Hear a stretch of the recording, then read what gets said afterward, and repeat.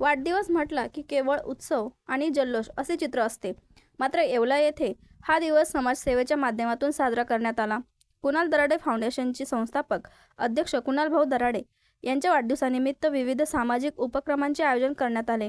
आसरा लॉन्स येथे झालेल्या कार्यक्रमात शेकडो गरजू नागरिकांना शिधा वाटप करण्यात आले.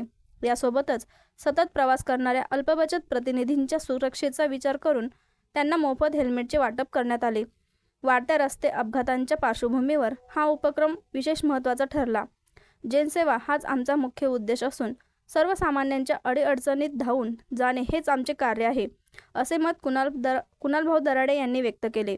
या प्रसंगी शिक्षक आमदार किशोर दराडे, नरेंद्र दराडे यांच्या शिवसेनेचे पदाधिकारी, कार्यकर्ते व कुणाल दराडे फाउंडेशनचे सदस्य उपस्थित होते.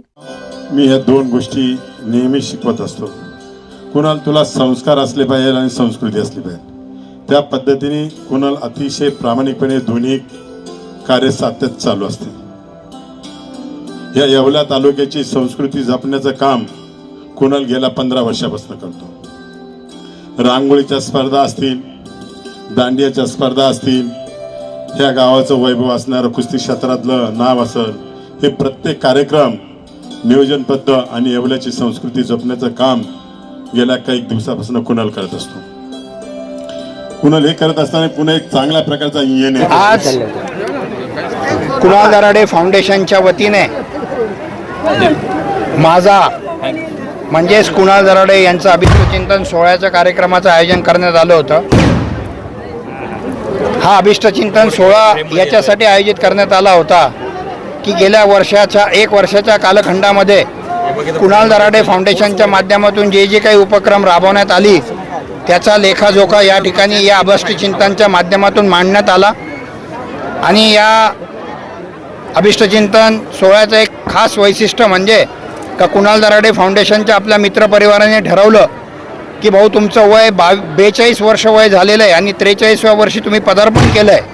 आणि म्हणून आम्ही 421 परिवाराला, जे गोरगरीब परिवार आहे, 200 मुस्लिम माझ्या माता भगिनींना आणि 221 माझ्या हिंदू माता भगिनींना या ठिकाणी किराणा वाटप केलेला आहे.